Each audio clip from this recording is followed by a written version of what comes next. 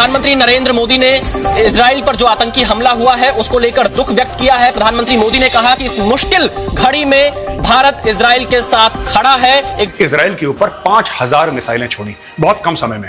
इनके घर में घुस के इनको ठोको, इनके हेडक्वार्टर्स में मिसाइल मारो, आपको जो करना है करो। पूरे 140 करोड़ भारतवासी आपके साथ खड़े हैं। इजराइल से ज्यादा नफरत करते हैं या हिंदुस्तान से? मैं इजराइल से ज्यादा करता हूँ। सारी बात कॉन्सिक्वेंसेस नजर आएंगे। ऑब्वियसली इजराइल के पास एक बड़ी मिलिट्री पावर है, वो they will come with full force, और उसके कॉन्सिक्वेंसेस अगले कुछ दिनों में। अभी तो वो विक्टिम कार्ड शो कर रहे हैं कि हम पे हमला हो रहा है। जब वो रियल पावर में आएंगे तो फिर जब होगा फिर दुनिया कहेगी कि फलस्तीन के साथ क्या हो रहा है। हमास और इसराइल के दरमियान जंग छिड़ गई है। हमास ने इसराइली फोर्सेस की जारहियत के खिलाफ तूफानुल अक्सा शुरू कर दिया है। अमेरिका, इजराइल और इंडिया मिलकर पाकिस्तान को घेरा डाल रहे हैं, क्योंकि अगर इंडिया इजराइल से असलहा इंपोर्ट करेगा, असलहा खरीदेगा, तो जाहिर है उसका वाहिद हदफ तो पाकिस्तान है। अगर इनको फौरी तौर पर कंट्रोल ना किया गया, यानी इजराइल को जो ताकत का इस्तेमाल है उससे ना रोका गया, और फिलिस्तीनियों को भी ये गारंटी ना दी गई कि अगर वो जहाँ पे रहना चाहते हैं वो पीसफुल तरीके से रह सकते हैं, तो मेरा ख्याल है कि रेजिस्टेंस ब्लॉक के एक्टिव होने की वजह से पूरे रीजन को और बाकी कई रीजन्स को भी काफी नुकसान पहुंचा। हम सब लोगों को बहुत गुस्सा आता है कि जब इस तरीके की कार्रवाइयां होती हैं कि यार एकदम रौंद के खत्म कर देना चाहिए। इनफैक्ट इस बार मैं आपसे यह रिक्वेस्ट करूंगा, आईडीएफ से, इजराइल डिफेंस फोर्सेस से, इस बार आप एक तरफा काम करके खत्म कर दीजिए इसको, जड़ से इस समस्या का समाधान कर दीजिए। Which country do you hate most?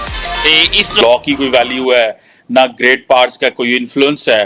सो जिसका जहां पे जितनी ताकत है वो अपनी उसको इस्तेमाल कर रहा है। की बेस पे इस वक्त जब ये ऑफेंस लॉन्च हुआ है तो आप देख लें पूरी दुनिया में जो पब्लिक ओपिनियन है, except some of the rulers, जो पब्लिक ओपिनियन है पहले फिलिस्तीनियों की हमायत में आ रही है। अभी हमें यूके के जो लीडरशिप है उसकी तरफ से कोई थोड़े से ऐसे स्टेटमेंट नजर आए कि फिलिस्तीनी दहशतगर्दी कर रहे हैं या कुछ और स्टेट से, लेकिन ओवरऑल जो पब्लिक ओपिनियन सामने आ रही है वो फिलिस्तीनियों की हमायत में आ रही है।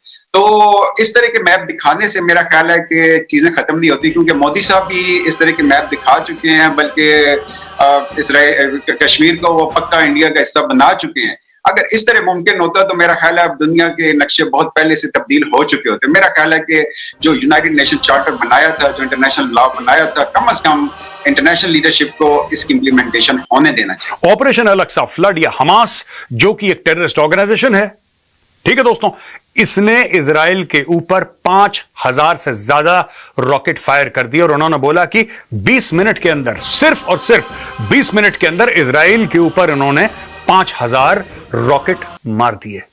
कुछ लोग मारे गए, कई घर टूटे, कुछ रॉकेट